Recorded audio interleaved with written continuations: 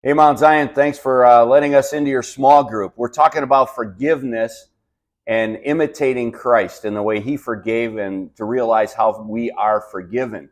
So the first point is from Luke chapter 5, 17 to 26, is Jesus used a miraculous healing to demonstrate his authority and his desire to forgive sins. We talked about the paralytic and how they lowered him through the roof.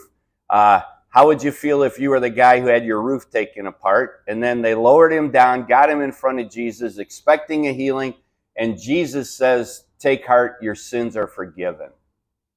Just stop and think about that for a minute. And we talked about the fact in the message that forgiveness is required in order to enter heaven, but healing isn't. Physical healing is not. And if we actually ask people, what would you rather have, physical healing or forgiveness from all your sins? What would people choose? It's just a great question to ask. And the forgiveness is imperative. It's so important. If you remember, I told the joke about the guy that was supposed to go write all his sins on the chalkboard.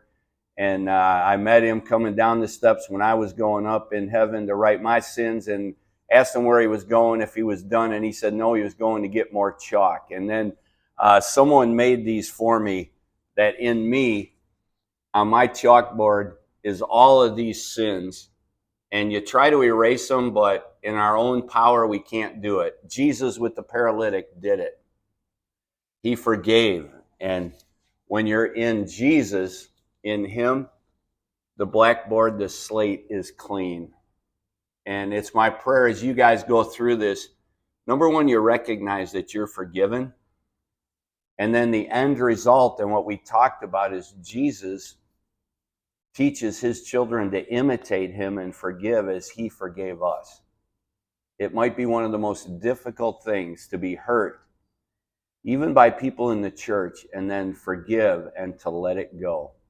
But if we're truly going to be like Christ, we have to be able to say, like Jesus, Father, forgive them. They don't know what they do.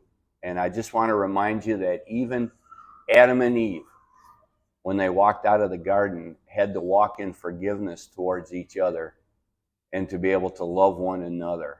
And that's a lesson we all have to learn.